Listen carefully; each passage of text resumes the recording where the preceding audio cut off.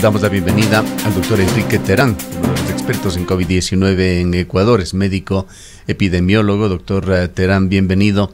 La preocupación crece en el mundo. Ecuador, Cuenca no son la excepción.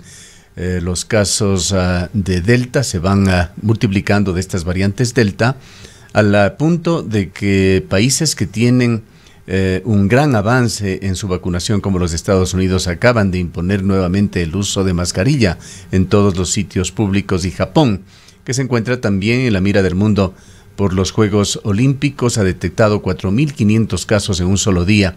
Ayer ha elevado nuevamente su estado de alarma, señalando, sin embargo, que esto no tiene relación con las Olimpiadas que se llevan adelante en ese país. La preocupación, sin embargo, embarga al mundo por el crecimiento sumamente significativo de contagios en los distintos países. Quisiéramos conocer su punto de vista sobre la situación que vivimos en Ecuador. Muy buenos días, Gustavo, y a todos quienes nos acompañan. En efecto, es una circunstancia relativamente pronosticable, porque como habíamos manifestado durante varias ocasiones, la naturaleza del virus le lleva a tratar de modificarse, de mutar, y que aparezcan estas variantes. ¿Cuál es el objetivo? Que el virus siga causando problemas. Cuando el virus llega a darse cuenta, entre comillas, que ya no está molestando, cambia ligeramente para tratar de volver a causar problemas. Por lo tanto, no vamos nosotros a pensar que Delta sea la última de las variantes, sino que todo lo contrario, van a seguir apareciendo variantes. Lo que nos interesa es el monitoreo de las mismas para saber cómo se comportan. Es pronosticable que las variantes que van apareciendo no vayan a tener más agresividad. Sin embargo, como está ocurriendo, por ejemplo, con esta variante Delta, esta se caracteriza por tener mayor transmisibilidad. Contagia a más personas, mientras que el virus nativo contagia a alrededor de 2 a 2.5 personas, esta variante Delta lo hace alrededor de 6 a 8 personas. Entonces, evidentemente, hay más riesgo de que se produzca expansión del virus, que nosotros tengamos mayor contagio y mayor número de casos, aun cuando no incrementa la mortalidad. Lastimosamente, al haber más casos, va a haber más demanda de los servicios de salud y eso nos puede llevar a saturación de los mismos con la correspondiente mayor mortalidad. Doctor Terán, muy buenos días. Precisamente frente a estas circunstancias que usted expone, la vacunación es vital.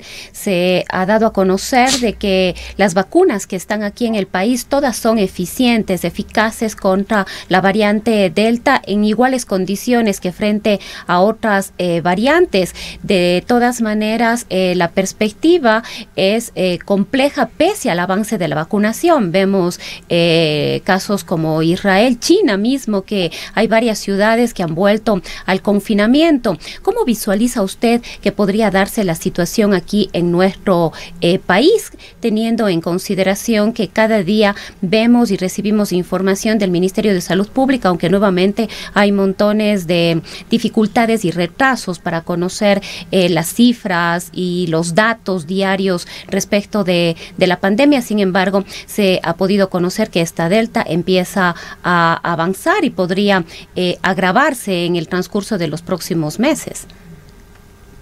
Efectivamente, no es fácil porque seguimos nosotros batallando con una deficiencia de información. Comencemos por decir que la única forma de detectar la variante Delta es mediante el estudio genómico. Y en el país la capacidad de estudios genómicos sigue siendo sumamente limitada. Empezamos nosotros casi con el inicio de la pandemia en la Universidad San Francisco de Quito, luego se amplió a la Universidad UES en Guayaquil, empezó a trabajar el INSPI, pero no da abasto y tenemos un número todavía muy limitado de estudios genómicos, lo que no permite poder analizar realmente el comportamiento de la variante. La sospecha es un indicativo, pero la genómica es la confirmación. Número 2, seguimos con un declive extremadamente marcado de pruebas diagnósticas. Las pruebas de PCR siguen en descenso, lo que nos deja a nosotros sin una herramienta para identificación de qué es lo que está pasando a nivel comunitario. Los pocos PCRs que se continúan haciendo son a nivel hospitalario y la tasa de positividad, por lo tanto, no ha abandonado alrededor del 30%, lo que es inaceptable de acuerdo a las normativas internacionales que sugieren alrededor del 5%. Y número 3, en los últimos 15 días, como resultado del problema informático que anunció el Ministerio de Salud Pública, estamos con escasa información para poder hacer análisis. Sin embargo, yo qué es lo que puedo comentar para que todos quienes nos escuchan no bajen la guardia, no bajen sus medidas de autoprotección. La situación no ha mejorado considerablemente, pese a que la vacunación está incrementándose de manera positiva, pero los casos todavía están en una magnitud sumamente importante. Cuando comparamos el mes anterior, en el mes anterior teníamos nosotros alrededor de 950 casos diarios. Hoy se está reportando en el último mes, en el corte de las 4 semanas, alrededor de 625 casos. Y uno puede decir, wow, qué bien ha bajado. Pero vuelvo y repito que esto puede responder a que no se está haciendo diagnóstico adecuado. Cuando vemos qué sucede con las muertes, hablábamos hace un mes atrás de alrededor de 34 personas al día que estaban falleciendo. Hoy tenemos en el último mes 30 personas al día que están falleciendo. Entonces los números no son favorables. Las unidades de cuidados intensivos siguen abarrotadas. Todavía hay lista de espera. Entonces, cuidado con confiarnos y pensar que ya hemos ganado la batalla porque la vacunación va avanzando cuando todavía tenemos alrededor del 15% recién de la población con 2 dosis completamente inmunizados. Doctor Terán, el día de ayer conocíamos y de muy buena fuente, el New York Times traía la noticia, citaba a una autoridad norteamericana que señalaba que hay temores de que por los cambios genéticos tan dinámicos que se dan en el virus, en poco tiempo podrían haber mutaciones que podrían no ser controladas por las vacunas actuales, que se presentaría una pérdida de respuesta inmunocelular contra las nuevas mutaciones virales. Instaba a las farmacéuticas para que continúen trabajando para asegurar que la vacuna funcione contra las nuevas variantes. ¿Va a ser esto una situación de no terminar? ¿O en el caso de que se pueda lograr la inmunidad de rebaño, se produciría una especie de extinción paulatina del virus? ¿Qué es lo que se puede esperar? Bueno, nosotros estamos, llamemos, en una carrera contra el tiempo. Mientras más rápida y más masiva sea la vacunación, más pronto se puede lograr el control de la pandemia y por ende darle menos posibilidades al virus para que aparezcan variantes de preocupación.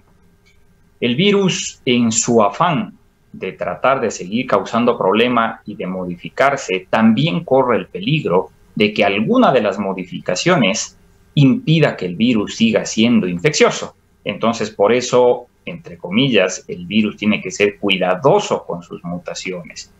Eso, afortunadamente, hasta el momento ha representado que todas las vacunas que tenemos disponibles sigan brindando cobertura, aunque ligeramente menor, pero siguen brindando cobertura contra inclusive esta variante Delta.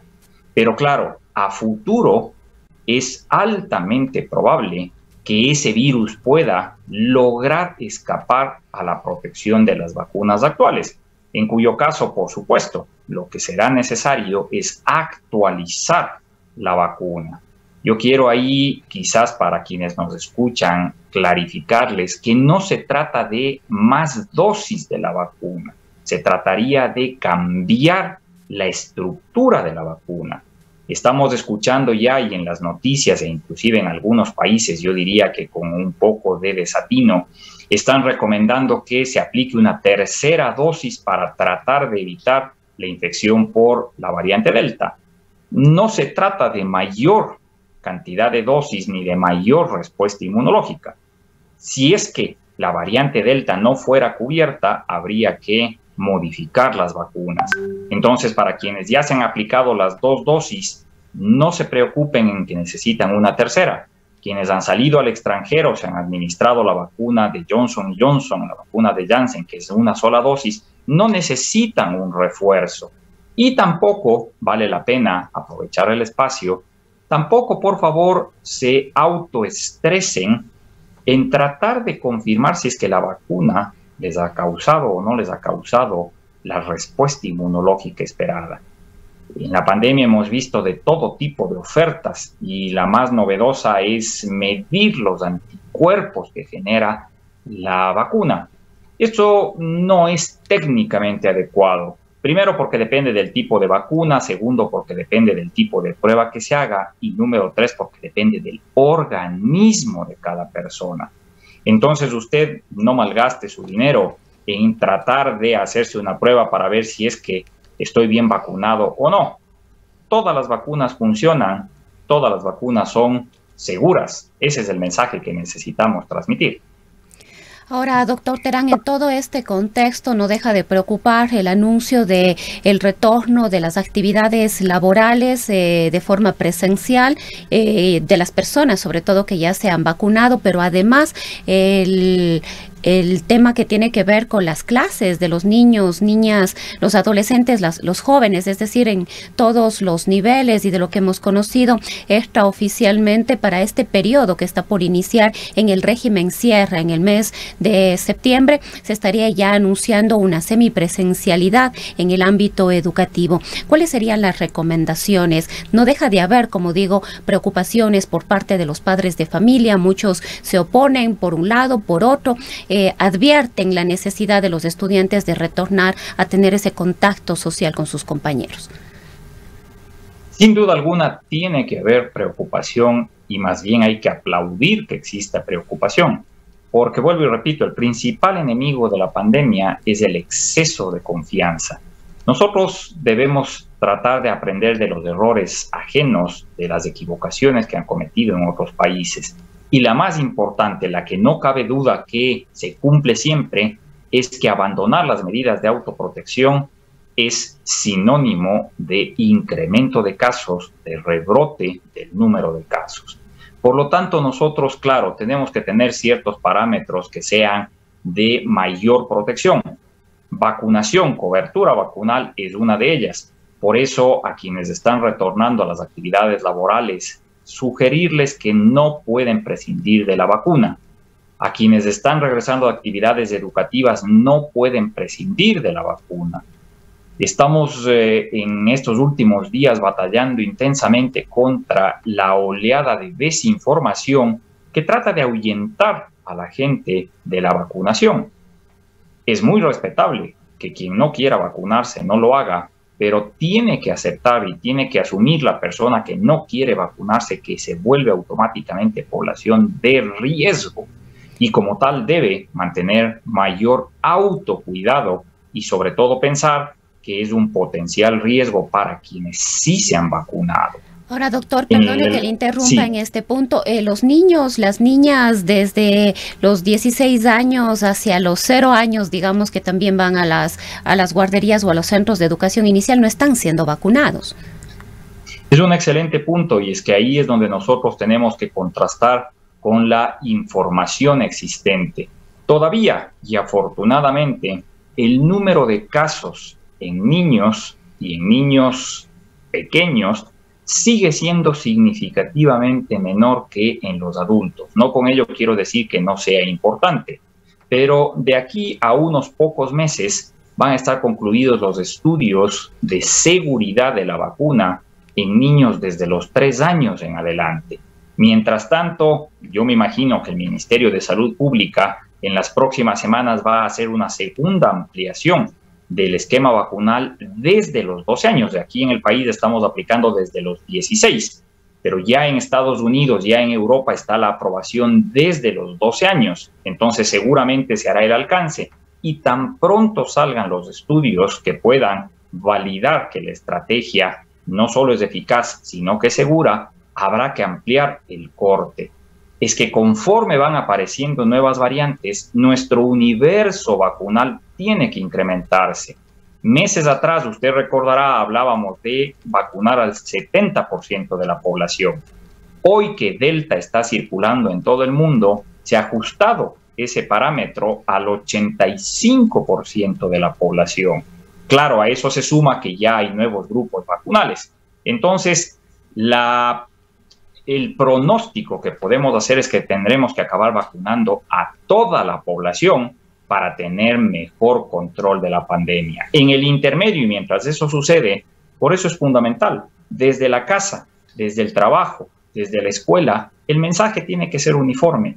Usted no puede abandonar el uso correcto de la mascarilla, el uso permanente de la mascarilla, estar en ambientes ventilados, estar en ambientes en los que circule el aire de forma continua para disminuir el riesgo de transmisibilidad y, por supuesto, extremadamente importante, diagnóstico temprano. Si este tema del diagnóstico, doctor Terán, perdóneme la interrupción, pero este tema del diagnóstico es otro problema permanente en Ecuador.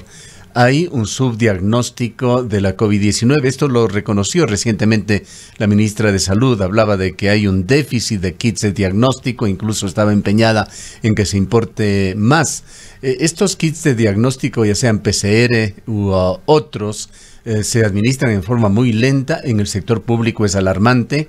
Hemos recibido informes de que aquí en Cuenca, en el Instituto Ecuatoriano de Seguridad Social, las pruebas de positividad que se dan toman hasta 4 días para que el interesado reciba el resultado, con todos los riesgos de contagio que implica este largo lapso. Este es un tema en el cual el gobierno y sus instituciones deben mejorar significativamente. Por completo, y es una preocupación permanente. De ahí que por eso también hay que volver a hacer el llamado de corresponsabilidad entre el empleador y el empleado. Qué importante que se haga de rutina pruebas al azar de PCR, pruebas de antígeno, para que se genere esa seguridad de que estamos trabajando en un ambiente sano. Es muy importante que nosotros pensemos que un empleado que se contagie puede contagiar a todos los que están a su alrededor y por lo tanto sale más costo beneficioso el diagnóstico temprano. Las autoridades han sido constantemente alertadas de la importancia y ojalá en los próximos días se pueda dar algún tipo de visibilidad de solución a este problema que es clave. No tiene un efecto total la vacunación masiva si es que al mismo tiempo no se hace diagnóstico temprano, y tienen que ir las dos cosas de la mano. Por eso, frente a la sospecha, es preferible tomar acciones tempranas. Si usted estuvo en contacto con alguien que tuvo COVID, asuma que está contagiado hasta que se descarte lo que la prueba va a decir. Si usted tiene sintomatología, se siente mal, está decaído, asuma que es COVID hasta que se descarte lo contrario. La peor equivocación es pensar, no, debe ser solo gripe, yo no me enfermo, no puede ser que me haya dado a mí, porque usted puede ser el agente que transmite el virus a otras personas y que produzca un contagio mucho mayor. Gracias, doctor Terán, por sus comentarios y recomendaciones. El doctor Enrique Terán es médico epidemiólogo, uno de los expertos en COVID-19 en Ecuador. Son las 8 de la mañana. Cuenca, año 2050. Cuando la contaminación y la escasez de agua son problemas en todo el mundo, en Cuenca, Ecuador, todavía se vive tan bien como hace 30 años. Esto gracias a que los cuencanos tomaron decisiones correctas, como la construcción del proyecto hidroeléctrico Soldados Yanuncay, que ha generado 22 megavatios de energía limpia, reguló el caudal del río Yanuncay y garantizó el agua potable para Cuenca y agua de riego para San Joaquín y Baños. Aunque esto parezca ficción, es nuestro compromiso con Cuenca Bicentenaria, el Ecaustro. Juntos generamos agua y energía para la vida.